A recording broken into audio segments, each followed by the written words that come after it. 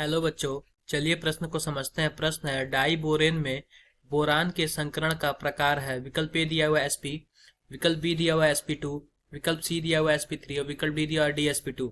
तो बच्चों सबसे पहले प्रश्न की मुख्य अवधारणा को समझते हैं कि प्रश्न की मुख्य अवधारणा क्या लिखते हैं यहाँ पे। मुख्य अवधारणा। तो बच्चों मुख्य अवधारणा में हम क्या करेंगे कि बोरान के डाई बोरेन का चित्र बनाएंगे। कुछ इस प्रकार लिखते हैं यहाँ पे।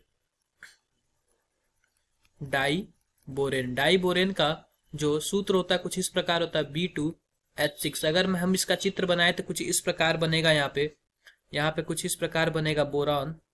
यहाँ पे हाइड्रोजन है, यहाँ पे हाइड्रोजन है और कुछ यहाँ पे हाइड्रोजन है, कुछ इस प्रकार हाइड्रोजन है और यहाँ पे फिर से बोरान और यहाँ पे बोरान।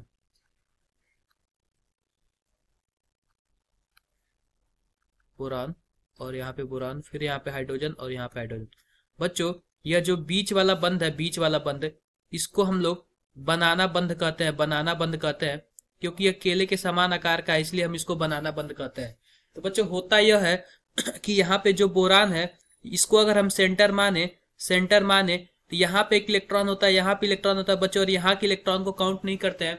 तो होता यह है कि यह 3 सेंटर और 2 इलेक्ट्रॉन तरह का 3 सेंटर और 2 इलेक्ट्रॉन तरह का यौगिक है। 3 सेंटर 2 इलेक्ट्रॉन तरह का यौगिक है। इस प्रकार बच्चों हम जो ये बंध बना हुआ है, यह बनाना बंध बना हुआ है और यह जो बंध बना हुआ है इस प्रकार के बंध भी नियमित हाइब्रिडाइजेशन में यानी नियमित संकरण में गिनती किए जाते हैं। इस प्रकार के बनाना बंध भी नियमित सिग्मा बंध में गिने जाते हैं। सिग्मा बंध में गिने जाते हैं। इस प्रकार बच्चों बात करें संकरण की, तो अगर संकरण हम कैसे निकालते हैं, संकरण के लिए क्या करते हैं, हम सिग्मा बंध को और लोन पेयर को गिनते हैं। अगर सिग्मा बंध और लोन पेयर को गिन के टोटल 4 आता है तो यह sp3 संकरण होता है। अगर सिग्मा बंध और लोन पेयर की संख्या 3 आती है तो sp2 संकरण होता है। सिग्मा बंध लोन पेयर की संख्या 2 आती है तो sp संकरण होता है।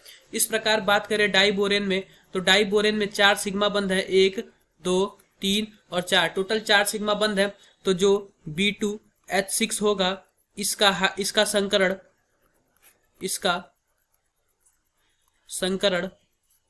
sp3 होगा। इस प्रकार बच्चों जो हमारा विकल्प सी है वो सही उत्तर है। आशा करते हैं कि आपको मुख्य अवधारणा के आधार पर प्रश्न समझ आया होगा। धन्यवाद।